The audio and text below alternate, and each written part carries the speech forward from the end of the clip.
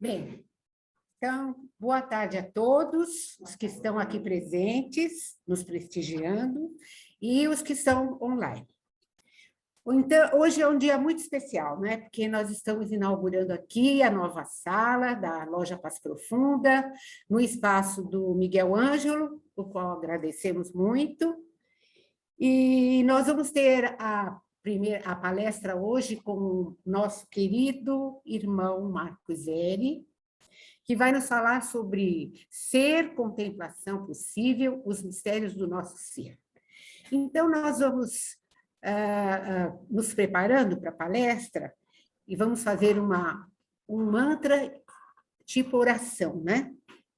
Então, vamos fechar os olhos, fazer uma respiração lenta e profunda,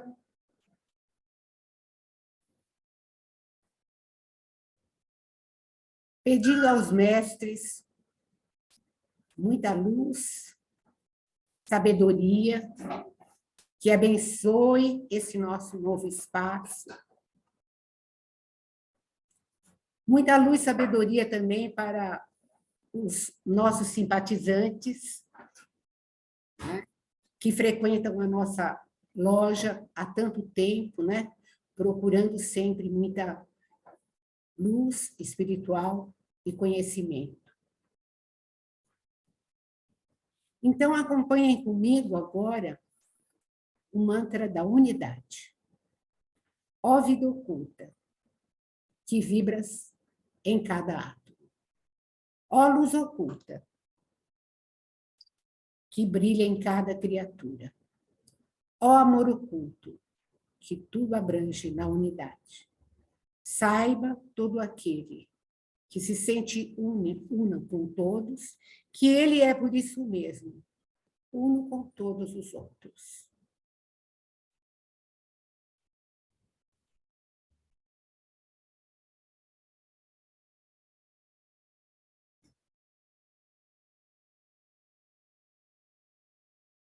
Que sejamos abençoados nessa nova fase da loja. Namastê. Eu quero mostrar para vocês, eu andei, isso aqui, Vida Contemplativa desse Byung-Chul Han, é um coreano que é professor de filosofia lá em Berlim, na Universidade de Berlim. E ele é uma surpresa muito agradável, viu? Além do Cérebro também, que é um livro que eu já comprei, eu já bisbilhotava isso aqui há 30 anos atrás, que é o do Groff. O Groff ele fazia a Sandoz sintetizou o LSD e deu para alguns terapeutas lá na Europa para testarem nos seus pacientes. E ele foi um dos que fizeram, foi um dos pioneiros nesse sentido, fazendo ministrando uma série um tratamento com pacientes com grávidas, com gestantes, e ele fez 4 tipos catalogou em 4 tipos e ele estava ligado aos teosofistas, ligado aos terapeutas transpessoais, e depois ele morava na Tchecoslováquia, e depois ele foi para Big Sur, na Califórnia. A doutrina secreta, que você já conhece, que é a nossa querida Blavatsky, uma gigante de saias. O Código Básico do Universo, que é o do Máximo Citro, também maravilhoso esse livro aqui, muito bom. E A Mente Imortal, do Ervin Laszlo, que é presidente lá de Budapeste, do Ciclo de Budapeste. E ele é um cientista, vários livros, e falando sobre isso. Porque quando a teosofia fala de amor, e quando a teosofia fala em amor, ela fala também em ciência, e a ciência tem que ter essa parte, ela tem que desenvolver, e acredito que desenvolva essa parte amorosa, né? Então, são os livrinhos que eu queria mostrar para vocês.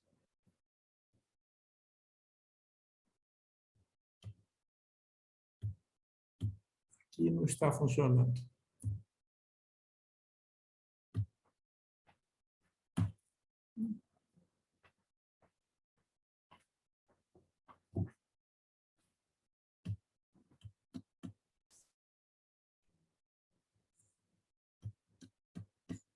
Não está passando o slide? Não. Clique com o mouse e vá com a seta. Ah, já foi. Não. Agora foi tudo. Ai, não, aí. Então, vamos lá. Me alegra estar, por primeira vez, neste espaço, viu, Ângela? De onde poderemos irradiar os conhecimentos da sabedoria divina, ou teosofia, que, como sabem, abarca ciência, filosofia e religiões comparadas, com a intenção de fazer refletir e abrir a consciência a novas possibilidades.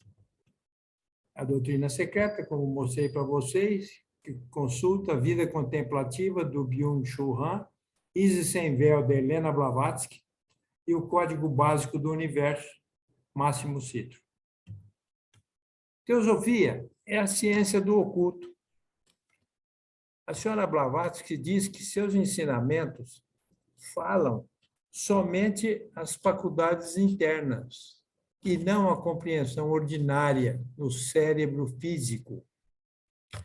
Erwin Laszlo, Gustav Jung, Stanislav Grof, o xamã Juan Matos, que trabalhou, o Castanheda, que fazia depois da faculdade, fazia um mestrado com o xamã, ia para Sonora, no México, saía da Califórnia e ia para o México.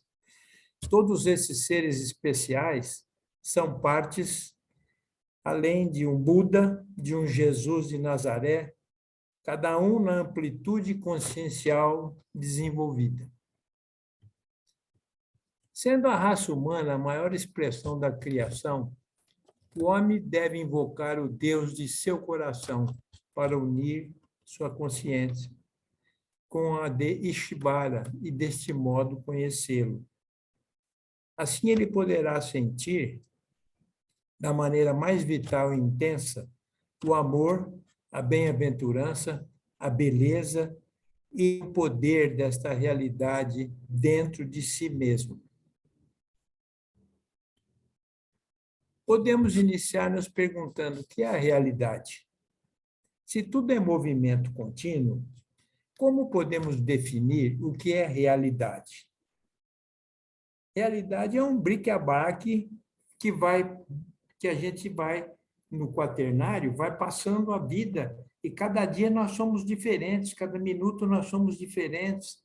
Então, você praticamente definiu o que é realidade dentro do nosso conceito de fixação de que realidade é um objeto sólido, fica difícil, né, a gente interpretar o que é realidade. Querer interpretar a realidade, como o mundo faz, quem é a fonte de onde tudo isso provém, e só considerar o mundo real, tudo que possa transformar-se em matéria dita concreta. Isso, para nós, é realidade, né? Todo o resto deve ou pode ser desprezado como uma ilusão. Eu falei com os amigos meus que a gente podia atravessar a parede, mas era quanticamente falando, né? E eles começaram a rir. Até hoje eles me fazem essa gozação de a gente atravessar uma parede sólida, né? É uma fase da nossa realidade. Tem outro aspecto, né? Que é a da física quântica e do invisível. Questiona-se tudo. O que é o ser? é um ajuntador de quinquilharias, cujo valor é definido pela sociedade como tal? Só a matéria palpável, visível, é considerado realidade se não for matéria dita sólida pelos nossos paradigmas atuais. É maia ou ilusão? Então, como compreender o não ser? O que seria o não ser? Já paramos para meditar sobre a pergunta, a profundidade dessa pergunta? Como podermos sentir este não ser? É coisa de artista, de escritor, de um heterônimo de Fernando Pessoa, por exemplo, o Alberto Caeiro, que diz: pensar é estar doente dos olhos. Pensar dentro da teosofia corresponde a nosso corpo mental inferior e superior, uma faculdade do homem encarnado que no quaternio o cérebro produz esse pensar inferior. Mas humanas que está dentro do triângulo divino dele, segundo a, a, a teosofia, é seu pensar que extrapola o corpo. Esse pensar tem dois aspectos dentro dele. Um está ligado ao corpo, a alma animal. E a outra é a alma sublime, ou intuicional, que faz os seus voos. Continuando, pensar dentro da matéria tem limitações. É a nossa mente inferior, o concreto. E nossa mente superior ou abstrata, ligada à nossa essência divina. Podemos chamar de akasha o vazio que extrapola o corpo, abarca o todo, da essência posta no não ser.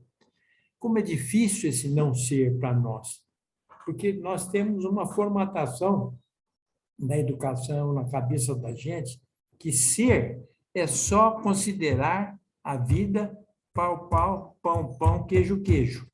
O resto é ilusão, é fantasia. Para pensar de forma a integrar ambos os saberes, é preciso conhecer a nossa verdadeira estrutura, aquela de 4 corpos mortais que nós vivemos, físico, etérico, astral e mental inferior. E os 3 divinos, que é o triângulo divino que fica entre este quadrado, este quaternio da materialidade. Esse divino está dentro da gente. Só que ele se manifesta de outra forma, dentro de uma intuição, dentro de uma gnose. E o Cristo, o Jesus, esses mestres, Blavatsky também tinha esses voos, que ela saía fora, né, do corpo, desse corpo físico, e projetava o seu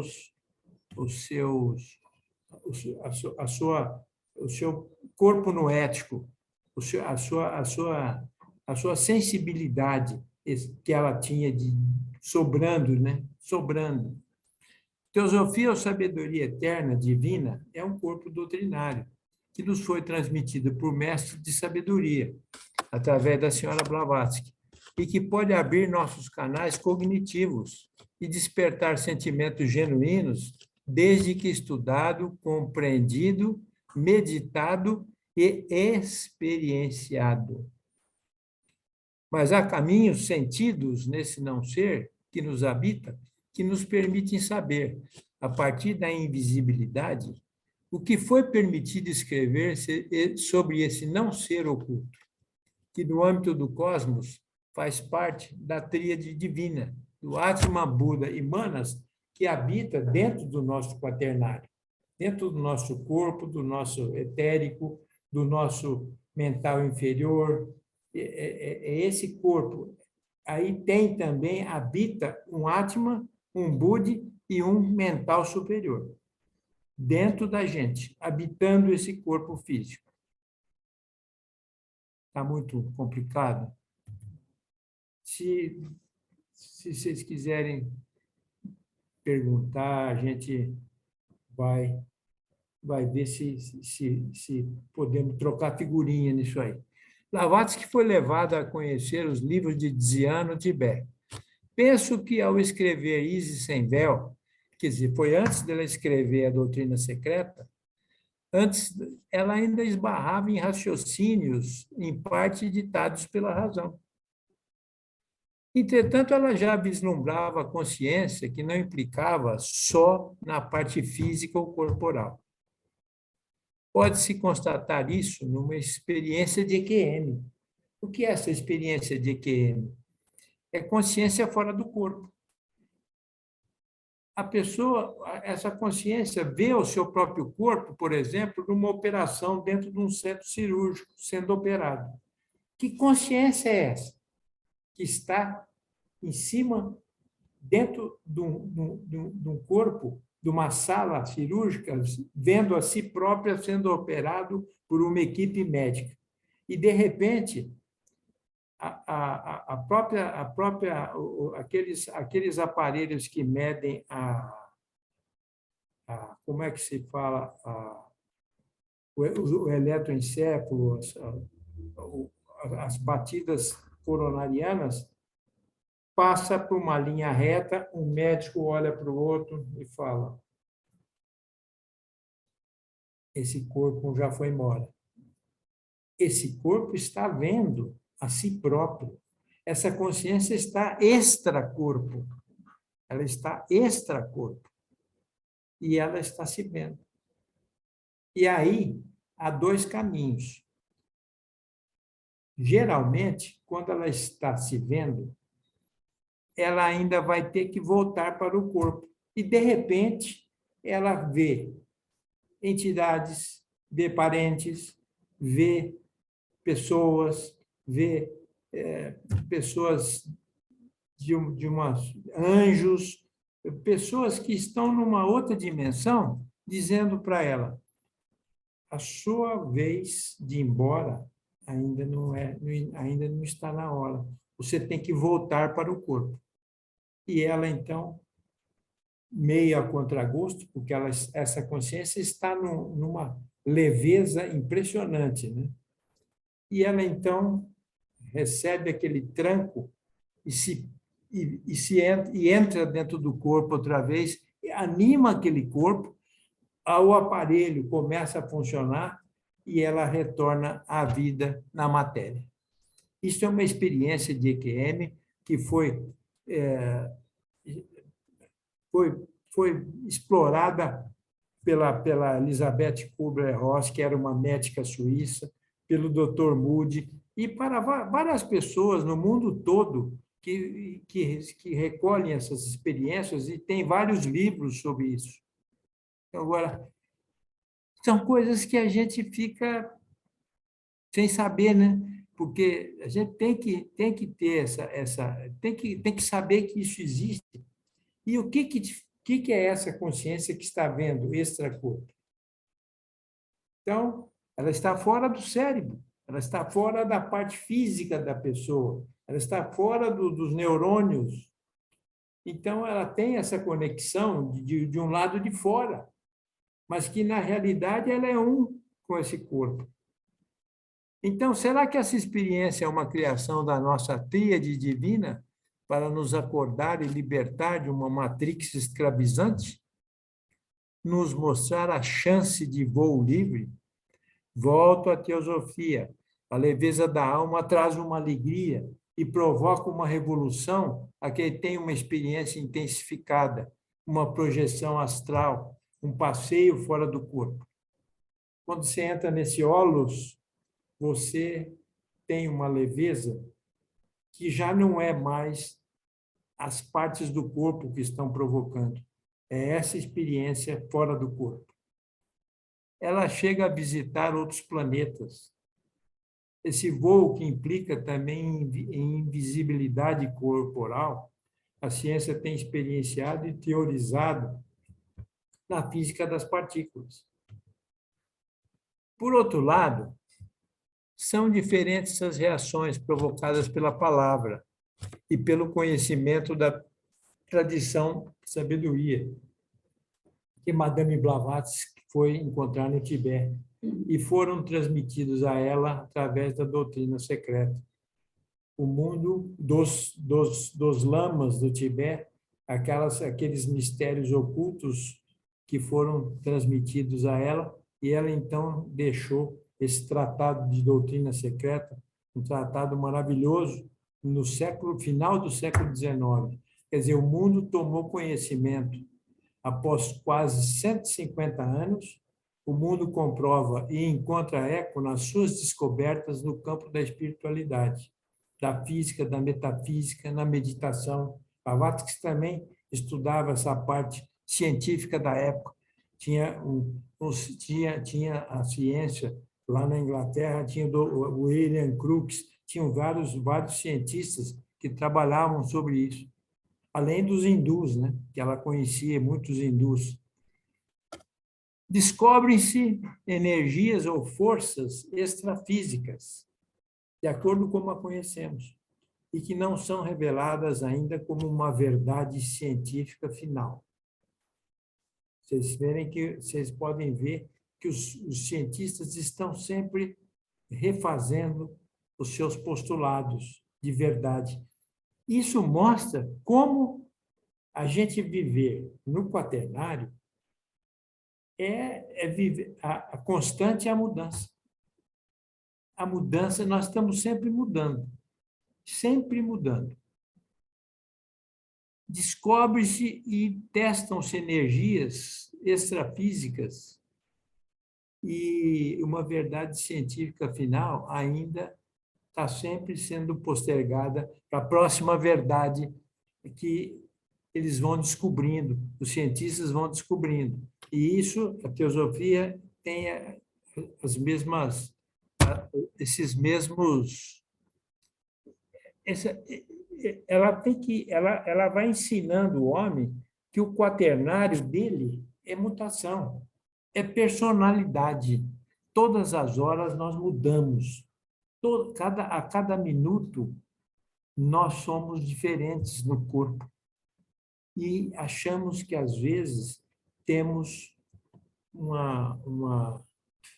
uma postura fechada nesse quaternário. Nós achamos que somos imortais, vamos dizer assim, que o que nós pensamos, o que nós sentimos, o que nós fazemos, nós usamos a razão do corpo físico. E essa razão, muitas vezes, muda. Vocês veem os sentimentos, vocês veem quem está vivenciando, por exemplo, o amor numa relação bonita. Às vezes, essa relação muda de objeto, de sensação, de sentimentos. E a gente vai continuar essa reflexão. Eu não sei se vocês querem fazer alguma pergunta. Vocês querem fazer alguma pergunta? Continuando essa reflexão, o que seria chamado não ser? Como estabelecer contato com ele? Através de uma meditação budista, xamânica, uma oração, ou uma experiência de unidade com o todo, com o vácuo quântico, como a caixa, como a intuição que os orientais chamam, e os chineses de Tao, os budistas chamam de nirvana, os cristãos chamam de graça. Essa sensação de leveza, essa beatitude, e é uma transpessoalidade, que a gente pode dizer fora do comum do ser. O psicólogo Otto Rank chama de o mistério tremendo. Também aí ainda está sendo usado o quaternário interior, mas ele já se vê tomado pelo manas, pelo pensamento superior, que o habita também, naquele triângulo divino que eu falei para vocês. Podemos também imaginar o sentido, o não ser, como uma experiência de pico pelos terapeutas transpessoais. Ou uma experiência, o Jung tinha dessas coisas, alguns terapeutas tinham isso aí. E uma experiência de déjà vu. Aquela pessoa está numa cidade no lapso no lapso de uma visão assim muito rápida, ela vê uma cena do chamado passado recente, uma pessoa na cidade, uma cena que ela já teve, que ela já viu aquilo. O que é isso? Cuja lembrança, quem vivencia de um determinado presente? Uma determinada situação, uma paisagem, de repente lembra a pessoa que sente estar fisicamente em outro lugar naquele instante. Mas isto é um lampejo, e muito rápido, que logo é absorvido no aqui e no agora desta pessoa. Se tudo é mutação, o conceito de indestrutibilidade, como, por exemplo, um corpo sarado, em outro momento encontra-se envelhecido, tudo isso unicamente como nossa meta para se obter o senso de que sou algo real, humano. Isso é vida. Não existe outro conceito de realidade. O próprio conceito de espaço-tempo não passa de uma fantasia. O tempo, numa ponta e outra, Guimarães Rosa, nós vemos no seu conto A Terceira Margem do Rio. Escreve sobre o velho que havia sumido de casa e, no caminho do meio, ele vivia no meio do rio. No caminho do meio, ele vivia esse velho. O Guimarães Rosa intui isso e coloca nas primeiras histórias dele, um livro de contos belíssimo do Guimarães Rosa.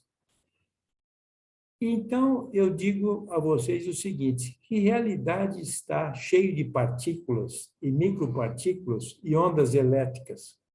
O que é isso? O que curvou a teia do universo vislumbrado, intuído por Einstein? Einstein disse que o universo tinha uma teia em que a gente, o corpo dobrava essa teia. Roger Penrose nos adverte que a teoria das cordas carece de um background geométrico e requer muitas dimensões, não testáveis ainda. Você vê a parte física nossa, que a gente está sempre esbarrando em dúvidas, em questionamentos, né? Sempre questionando, sempre na vida da família, na vida dos negócios, na vida em sociedade. Nós não encontramos um centro, nós nos afastamos da espiritualidade de uma certa forma. Nós preferimos viver este mundinho que nós vivemos e que nós temos isso para viver. Por isso que devemos nos preparar com uma boa meditação, com uma boa oração, com um bom livro, e para a gente poder não embrutecer a existência como a gente embrutece com os nossos próprios problemas, que a gente causa a nós mesmos. Cada um causa a si próprio, não é o outro. O inferno não é o outro, como o Sartre diz. O inferno é a gente mesmo que cria. Então, o Roger Penrose nos adverte que a teoria das cordas carece de um background geométrico e requer muitas dimensões não testáveis ainda. Ainda é o pulo do gato que tira o chão na concepção do cientista. Na condição de invisibilidade, é difícil considerar uma coisa palpável, formada, saída do impalpável. Ainda é o que a ciência quântica, a física das partículas, a física da invisibilidade, todo esse oculto não é considerado como matéria e, para muitos cientistas, essa energia forte escapa da nossa crença, que faz surgir a matéria sólida. É complicado isso, né? Mas a gente tem que meditar sobre isso, tem que ler sobre isso, tem que questionar essas coisas.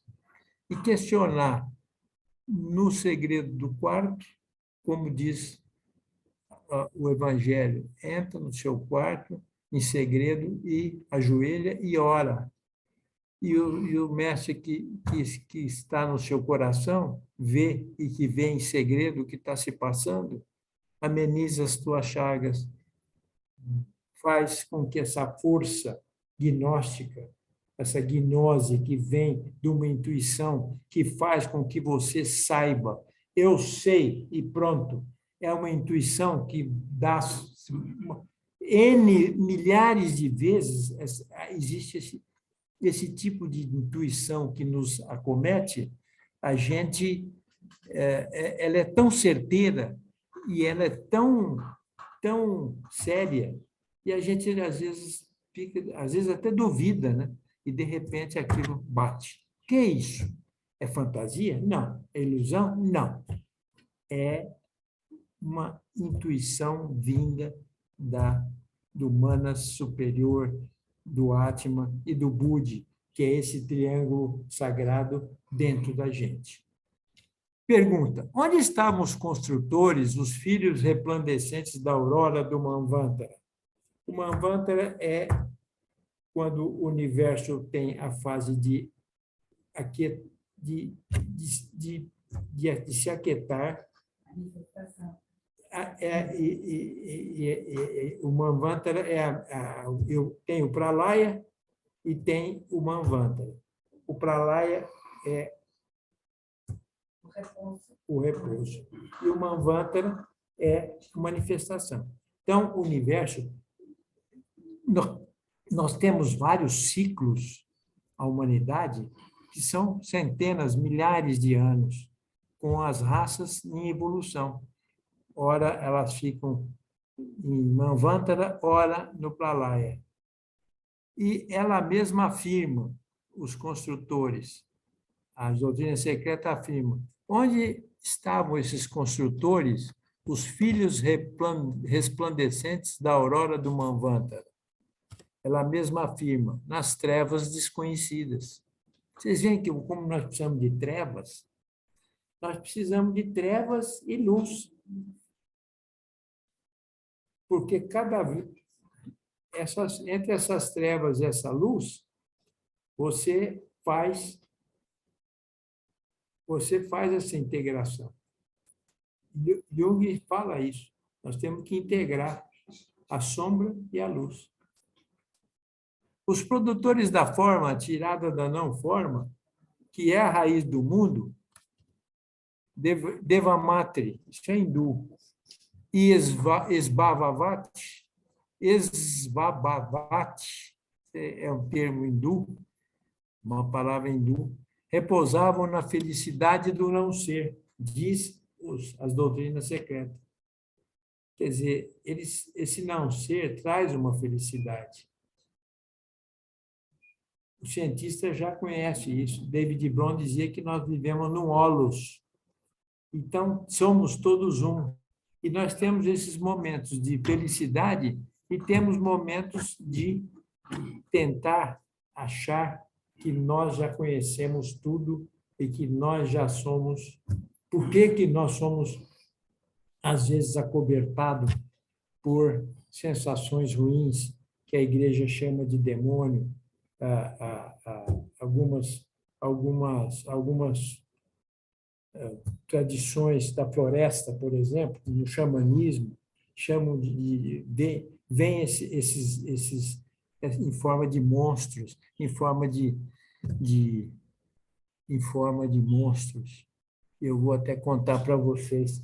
Quando eu fui tomar daime na colônia 5000, isso há uns 25, uns 30 anos atrás,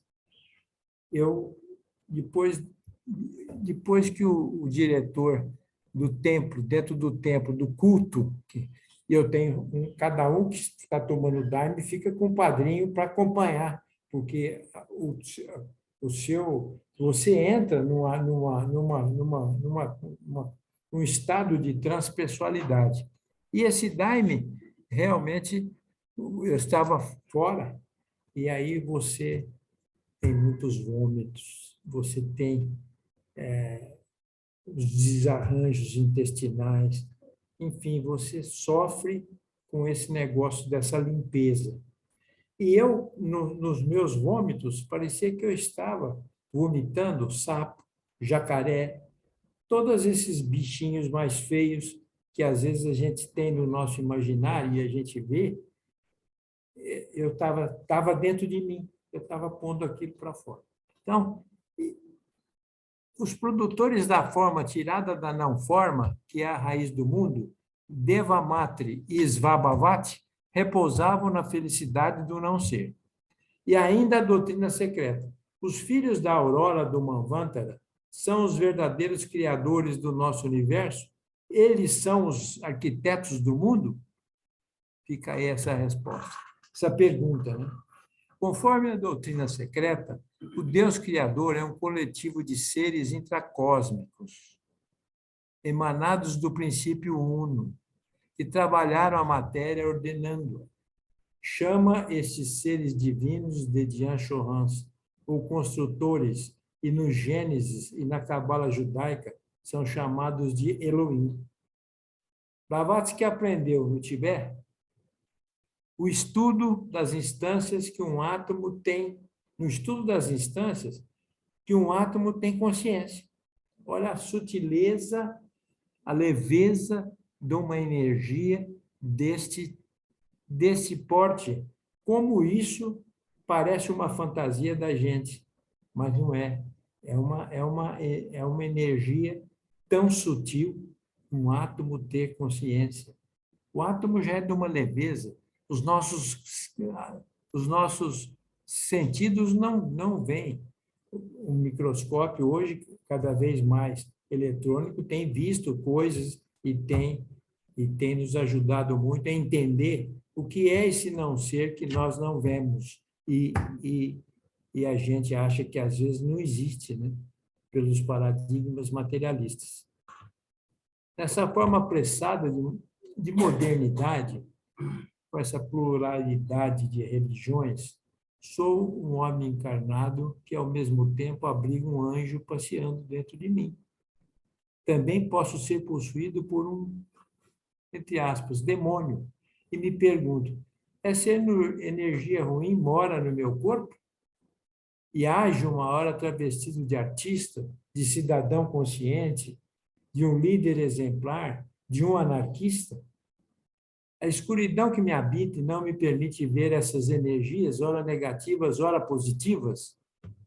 Minha carne e meu corpo não é só um punhado de sangue, ossos, pele, gordura, hormônios, e é também um veículo que me faz sentir a vida pulsar, e cuido e conservo, alimento, sei que o divino habita nele, tenho essa intuição profunda, como pequena chispa, mas a minha intuição é muito passante, é um lampejo, né? mas existe. Minha tríade divina, segundo a teosofia corrobora com isso, e outras tradições. Pode essa tríade ser possuída por demônios? Não, mas minha personalidade pode sucumbir à sombra. A escuridão que me habita. Qual um quadro de Rubens? Rubens tem um quadro, não tem? É uma face clara, uma virada para a outra. De repente, você vê outra imagem. Você vê duas imagens, não vê? O quadro de Rubens. Vocês já viram isso? O que está fora desse contorno que você vê são trevas, é escuro. O que está dentro da claridade, você vê o contorno de duas pessoas, mas fora desse contorno são trevas. Aí você enxerga trevas e enxerga a pessoa. Você tem um sentido duplo desse sentir, desse enxergar. Então, isso aí, como que é que nós lidamos com essa dualidade? Como nós lidamos? Nós temos que saber disso, que o nosso corpo, matéria, é dualidade. Ou inspiração para manejar o pincel, pintor, escultor, criar um poema, vem do fundo do coração, do interior do cérebro. Fernando Pessoa ficou louco quando ele começou a traduzir Madame Blavatsky. Ele escreveu para o melhor amigo dele, o Mário Sacarneiro, que morava em Paris, que depois suicidou em Paris.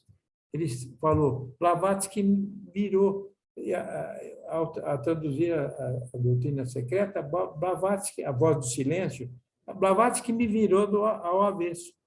E ele teve uma experiência dentro da casa dele, em pé, num cômodo, ele criava o heterônimo, mas aí ele escreveu 30 textos totalmente de forma inconsciente.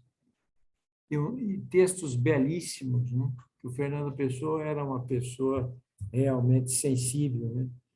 Para mim, tinha uma mediunidade e que ele extrapolava como um heterônimo. Um heterônimo.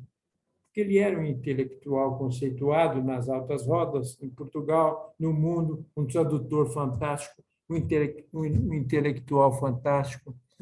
E ele transitava por todos esses campos, né? Ele transitava pela maçonaria, por todas essas ordens, e ele era muito sério nessa matéria, né? E aquilo pegava ele também. E quando pega, não tem jeito, você acaba, vou brincar, caindo de 4. Ou a inspiração para manejar o pincel, criar um poema, vem do fundo do coração ou do interior do cérebro, ou de um lugar fora dele, que posso chamar de não localidade? Como é difícil aceitar esse não ser acoplado no ser. Essa dualidade num corpo que se comporta com duas energias dentro, esse 2 em 1. É o caso do vaso de Rubens. Escuridão e os dois contornos e aqui, claro, nesses contornos, claro, aqui nesse espaço, encostado esse espaço, escuridão. Você, ora, vê a escuridão, ora, vê 2 corpos. Vê 2 faces, uma olhando para a outra. Que forças escondem-se em meu condicionamento digital? Isso é para a nossa atualidade. Provoca uma vibração escura, inoculando em meu psiquismo dúvidas que me consomem. Me tiram do prumo, desequilibra o corpo, a emoção, abolindo formas antigas, formas de pensar e sentir que me foram transmitidas pelo curso da vida, na minha formação. De repente, não sinto mais aquilo que me elevava, sinto raiva. De repente, essas ressonâncias digitais que nós estamos sendo, como se, vamos dizer uma linguagem de candomblé, nós estamos sendo mirongados por essas energias e que, de repente, você vai dormir respeitando uma determinada pessoa, acreditando nessa pessoa, naquilo que ela pregou, naquilo que ela defende. De repente, você amanhece totalmente com a sua opinião invertida. De repente, aparece uma opinião de raiva, aquela pessoa parece que está, que você havia se enganado. Isso é muito rápido. O Goebbels já falava isso com os nazistas. Você repete, aquela época era repetida. Você repete uma coisa, fala que uma pessoa é desonesta, sem cometer um crime 100 vezes, quando vê, o outro já começa a enxergar aquela pessoa como um criminoso. Aquilo é como se tivesse tomado conta do psiquismo dela e do ser dela. Dúvidas que me consomem, me tiram do prumo, desequilibram o corpo, a emoção, abolindo antigas formas de pensar e sentir. e que me foram transmitidas pelo curso da vida, na minha formação. De repente, não sinto mais aquilo que me levava. Sinto raiva. Mudo completamente de opinião e gestos opostos na vida diária. Para a educação que recebi quando na infância e mocidade, hoje, obsessões para a ciência psíquica ou transformações de partículas e átomos desencontrados a vagar de forma caótica, desordenada, num espaço dito vazio. O cientista também tem muita dúvida.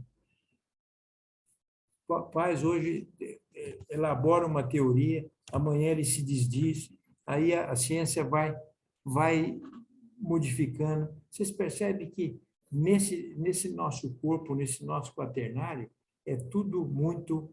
É uma tela, um bric-a-brac passando, né? E um bibloquê passando...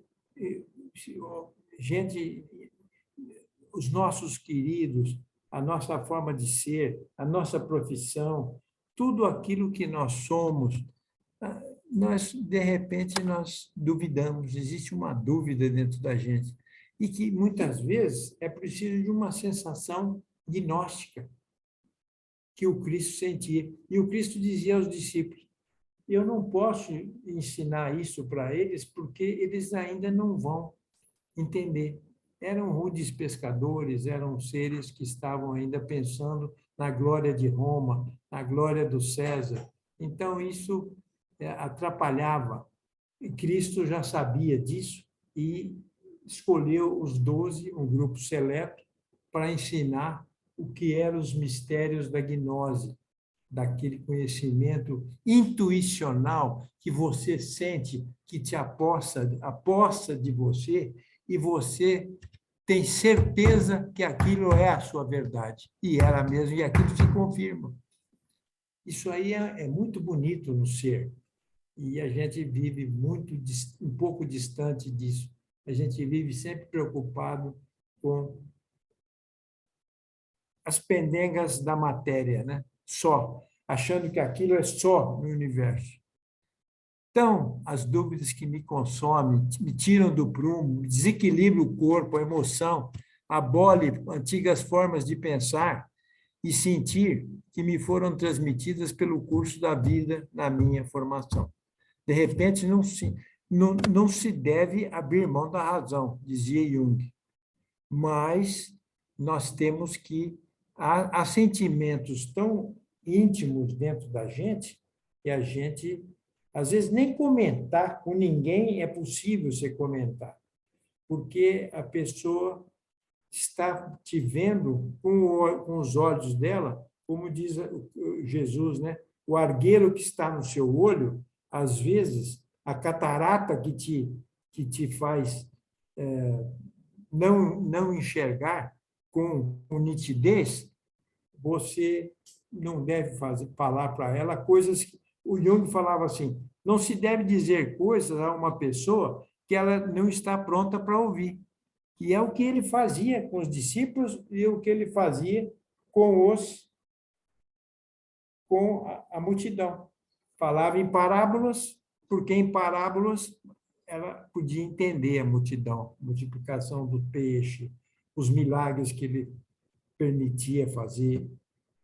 Então, agora você vai falar de invisibilidade. Por exemplo, quando o centurião falou, mestre, o senhor pode curar o meu funcionário que está lá em casa? Jesus falou, vamos lá. Não precisa, mestre. Olha a intuição deste centurião. Não precisa, mestre. Uma palavra sua é o bastante para que ele seja curado. E assim aconteceu. Então, vejam vocês que tem essa outra parte que faz parte desse não ser que nós somos criados, cheio de preconceito, dizendo que o que vale é juntar o dinheiro, o que vale é ter o patrimônio, o que vale... isso tudo vale, mas isso tudo é tão transitório, tão transitório.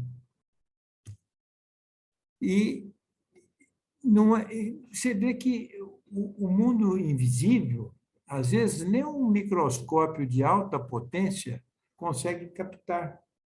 Aonde entidades invisíveis poderiam estar ali e escapam ao meu olhar de retina, a um olho eletrônico de alta capacidade, que não consegue enxergar esse infinitamente pequeno. Uma energia que escapa a todo esse tipo de teste instrumental. O que é epigenética? Nós estamos vendo dizer que vem a teoria do DNA, caiu por terra com a epigenética. Primeiro, você estava fadado a morrer, porque o seu DNA determinava a sua, você ia ter aquela doença, você estava fadado. Hoje, a epigenética já mudou isso. As pessoas já veem realmente, tem gente sarando, tem gente sendo curada, com outro tipo de tratamento que extrapola o mundo dos genes. Vocês estão vendo, né? Bruce Lipton era um geneticista que hoje está totalmente defendendo a epigenética e mostrando, por A mais B, como que as coisas podem ser mudadas e que não são definidas por um DNA físico definido. Ó, você vai ter câncer porque o seu DNA deu isso. Não. Não. Isso aí faz parte do outro. O que seria essa força que informa o que apalpo e defino como parte do meu corpo, da minha realidade? O que seria essa gnose que me traz uma intuição que desfaz toda a dúvida em mim? A vida não se apoia em nada resistente que a sustente? Posso chamar esse imbróglio de não localidade? O poeta Rilke diz nos seus versos Elegias de Duino, em parte alguma há consistência. Então, vejam vocês que insight que ele teve, né? Pode uma parte de mim chamada de humano, enquanto sustentada pelas 4 partes materiais, o etérico formatando o corpo físico, o astral, o corpo emocional, o mental inferior sustentando o meu intelecto? Pergunto, e meu campo no ético? Meu campo consciencial intensificado? Minha intuição que extrapola o corpo físico como uma EQM? O que é isso?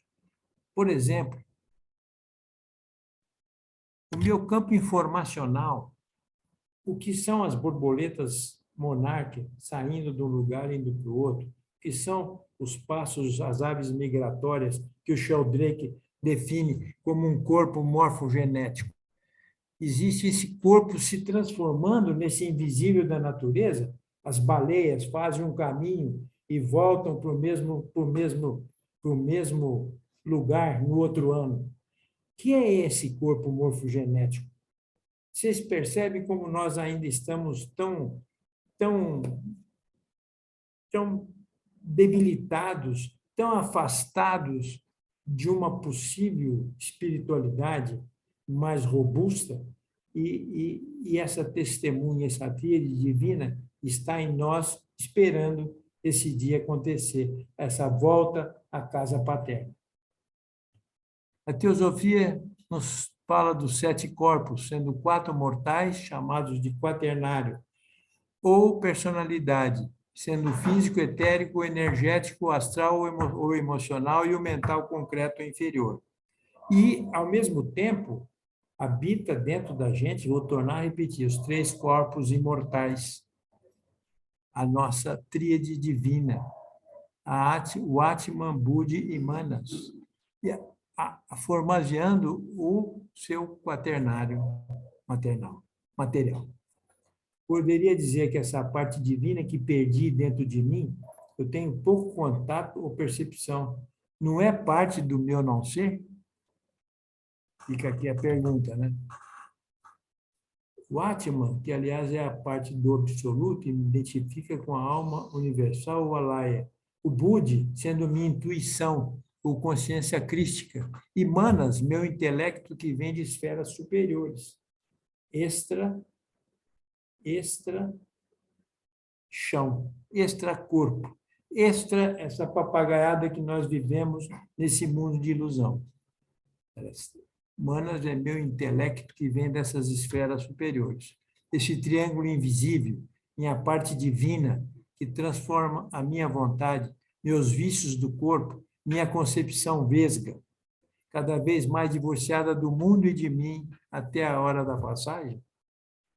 Essa tríade, esse meu não ser invisível, mas sempre presente com a sua força, inunda minha alma e meus outros corpos materiais. O que é? Essa alma não testemunha das minhas energias corporais como uma superconsciência? Blavatsky nos deixa um livro magistral que pincela o outro lado do palpável. Chama A Voz do Silêncio. Sentir essa voz dentro de mim não é uma forma noética de realidade. Sentir o que tem o poder de me transformar não é a força da palavra superior. Um texto, quando escrevo, produzido pelo meu eu inferior, não está sujeito a vários fantasmas, como o da inveja, da crítica ferina ou da boa crítica? Uma realidade sentida pelo meu corpo, dito material, ouvindo do coração, sem falar do meu intelecto inflado. E se ficar confirmada pela ciência que daqui a uns anos de evolução ela ousou definir o tempo que esse estado pode acontecer, ou que não existe, né? De tal forma imbricada na matéria, transcendendo essa separatividade de espírito e matéria, claro e escuro, o vaso de Rubens, cuja claridade é dual, não pode ter outro tom, som, cor, e meu corpo torna-se imperecível. Sem claro e escuro pode existir um vaso de Rubens da forma como o foi, sem a dualidade? Sua parte física não fica mais sujeita à entropia? Ou tenho que passar pela morte para conhecer a verdadeira vida? Temos. E, após várias descidas para o plano humano, a morte não é a dualidade necessária para a vida? Não vamos poder trilhar uma outra vida após passar por essa morte nessa, quando chega o seu espaço-tempo aqui, numa matéria tão passante, tão rápida, e tudo é tão passante e rápido, quando você vê, você está já numa outra fase, você está, os seus filhos também, as pessoas que te amam ou que vivem com você, a sua companheira, tudo isso passa, a sua profissão, o seu trabalho, tudo vai mudando com uma intensidade muito rápida. Acredite que para um grau de purificação avançado, serão precisas mais algumas encarnações. Mas o que são eles? A luz os ilumina, constrange-os? O que são eles? Essa energia ruim que, de um espaço escuro, de repente, ocupa a matéria naquele instante palpável que chamo de meu corpo. O que seria esse inferno observado no destempero verbal de pessoas que blasfemaram na hora de estarem sendo queimadas? Vocês olham a Idade Média, quando se queimavam. E outras que bendisseram a vida na hora do fogo queimar seus corpos. Teve esses casos também. E teve, a maioria blasfemava na hora de estar sendo queimada. Esses átomos, essa velocidade caótica, esses átomos cheios de amor, fabricando ideias construtivas, afinando seu diapasão divino, que a energia é essa? No meio daquela confusão babélica sentida no corpo físico. O não era a parte divina no corpo, que se manifesta em glória e beatitude, ao mesmo tempo o corpo, e ali, no momento de sofrimento extremo, agonizando, ainda é capaz de um suspiro de beatitude? O que é esse espírito gnóstico conduzindo as pessoas que o descobrem dentro de si? Quando os discípulos, ao referir-se à gnose, Jesus apartou dos que ainda não estavam prontos para digerir e beber, transubstanciarem-se das palavras da vida. Não é o mestre dizendo a André que apalpasse as chagas nas suas mãos e logo após a saída da cruz, dentro de um túmulo escuro, aparece a 2 discípulos no caminho de Emaús. Aparece a Madalena. Pergunta a todos vocês, estamos nós prontos hoje para lidar com essas palavras de vida eterna? Talvez por isso que impulsiona alguns mestres de sabedoria a apoiar o trabalho teosófico, mesmo sabendo que o homem da quinta raça ainda não estava pronto para beber da verdade eterna. Eles diziam ao mestre Kuthumi e ao mestre Moria que eles ainda iam ter muitos problemas com a compreensão da doutrina. Realmente, e poucos seriam os que entenderiam a mensagem, porém ficaria para o despertar de outros. Lidaram sábios de mídia da Idade Média, lidaram com a sabedoria divina do Tibete, ao passar pelas instâncias de Xi'an, passaram para Blavatsky na doutrina secreta, obra passada pelos mestres para que ela funcionasse como revelação oculta sobre a história dos sapiens, das raças, que durante milhares de anos de nossa história vem aformoseando, afinando a intuição cada vez mais refinada do homem, como uma tentativa hercúlea que o mestre Kuthumi, o Moria e Jesus lidaram com essas palavras vivas de vida eterna, de equilíbrio, uma gnose perfeita de saúde e de uma evolução, uma intuição afinada, que a cada século que passa fica mais espantosa. E tem a sua dualidade. Nós ficamos mais materialistas, mais pão, queijo, mais blasfemadores às vezes, e às vezes a gente não quer nem saber dessa parte religiosa afinada que nos conduz para um caminho de sabedoria e de retidão. É difícil isso. Essas palavras vivas, é difícil isso. A ciência, através de um Erwin Laszlo, um cientista de ponta, presidente do Clube de Budapeste, em vários livros maravilhosos, ele explora até a EQM, que ainda não é aceita pela dita ciência oficial, as vozes em computadores, isso está sendo explorado com muita eficiência. Tem muita charlatanice, como no tempo daquele tempo do século XIX, a batida nas mesas, tinha muita safadeza nisso aí para iludir as pessoas.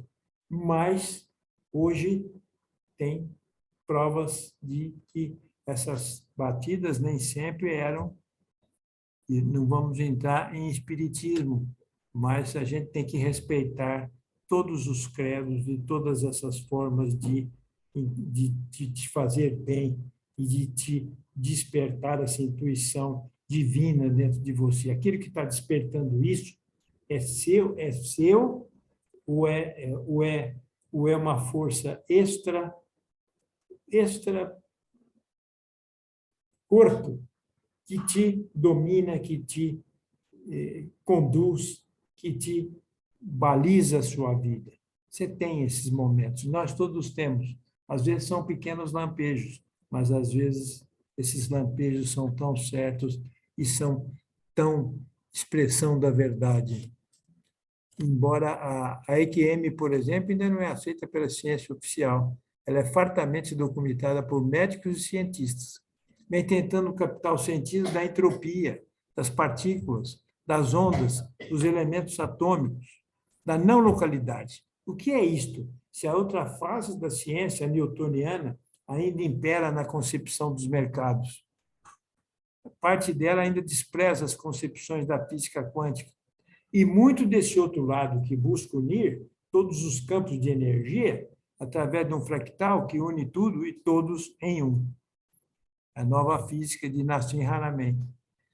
Ciência parece-nos que revelam percepções do mundo invisível, tão real como o que vivenciamos. Ela estuda como isso é possível, estuda como um alto grau de probabilidades de serem expressão da verdade, mas ainda não saiu do seu salto alto. É como se a chamada chancela de um cientista, a cada época, encontra novas facetas da ciência e tem de jogar no lixo a concepção e a prática anterior. Vocês percebem? Cada vez ela está se auto-renovando, a ciência. Então, se o coração é o órgão da recordação e da memória, na era digital estamos absolutamente desprovidos de coração. Armazenamos quantidades impressionantes de dados e informações como autômatos. É muita informação para a gente digerir. O nosso aparelho, às vezes, não aguenta. A nossa caixa, o nosso cérebro fica carregado com informações em cima de informações, você não tem nem tempo de digerir. Parece que esse condicionamento digital é uma coisa implantada para você não parar para pensar, não parar para meditar, não encontrar a voz do silêncio que a Blavatsky ensina. Parece que isso aí existe para a pressa, o apressamento. Vocês percebem como a sociedade é um apressamento? Não dá tempo de nada. Hoje é uma coisa, amanhã é outra, depois da manhã é outra, depois da manhã é outra. Quer dizer, não foi isso que a doutrina secreta ensina, da mutação. Mutação é importante, mas essa informação excessiva de hoje, que é a informação que o Sheldrake definiu no campo morfogenético, mas hoje os computadores, os algoritmos, a inteligência artificial, como é que nós vamos lidar com isso? E temos que lidar. Um dia uma pessoa falou, hoje, na indústria automobilística, não tem mais nenhum ser humano que faça uma solda. É tudo feito por robô. Aí eu perguntei para ele, e você acha que isso vai voltar a usar a mão de obra humana? Ele falou, não vai. Eu falei, então, aonde que nós vamos colocar esse excesso de mão de obra? Aonde que nós vamos colocar, o que fazer com esta classe que está passando um aperto em cima de aperto e nós temos que fazer alguma coisa? Não quero entrar em política aqui, mas vejam vocês que a gente tem que ter essa consciência, né? Porque nós vivemos também nesse quaternário. E esse quaternário não pode ser tratado só com uma meditação e uma oração e depois continuar fazendo toda aquela série de besteira que a gente faz. O digital é a ferramenta que vem substituindo ou querendo substituir a inteligência artificial das máquinas. A informatização do mundo secciona esse mundo e as espécies e os reinos em algo passageiro. Destrói as narrações, tirando-lhes o caráter da imutabilidade, implantando em cada um de nós o provisório. Então, esse excesso de pressa conduz à falta de ar. O ser humano se asfixia no seu próprio fazer. O esquecimento do ser por falta de meditação nos arrebata o alento e degrada o homem. Na meditação, tudo se torna espaço e ar.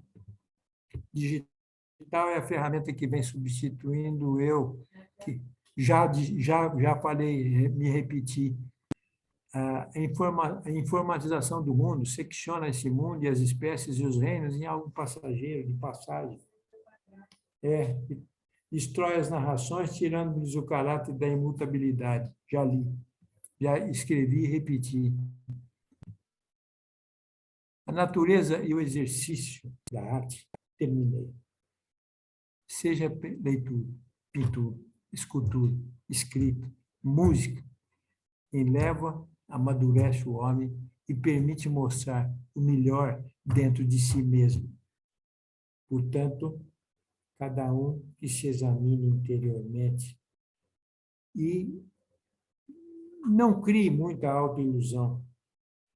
Coloque a sua autoilusão na força de uma intuição gnóstica. Esse achismo que hoje tem uma fala, amanhã tem outra, como um namoro leviano, como uma relação leviana, a gente tem que deixar isso de lado e pensar que isso é realmente uma passagem. E isso é próprio do nosso quaternário. Cuidemos do nosso ser palpável e desse mistério do nosso não ser dentro de nós, para conseguir um equilíbrio melhor nas nossas ações, sentimentos, pensamentos e, por conseguinte, nas nossas relações. Lembrando, e termino aqui com o Roberto Crema, é no encontro que crescemos, evoluímos como seres humanos. E arremato, voltamos à casa paterna. Voltar à casa paterna é uma coisa que nós precisamos fazer essa volta dentro de nós. E cada um vai achar o seu próprio caminho para voltar à casa paterna. Namastê. Então, nós vamos fechar os olhos, fazer uma respiração lenta e profunda, acompanhando comigo o mantra possam aqueles que são a corporificação do amor imortal, abençoar com seu auxílio e orientação esta sociedade, fundada para ser um canal para o seu serviço. Possam eles inspirá-la com sua sabedoria, fortalecê-la com seu poder, vitalizá-la com sua atividade.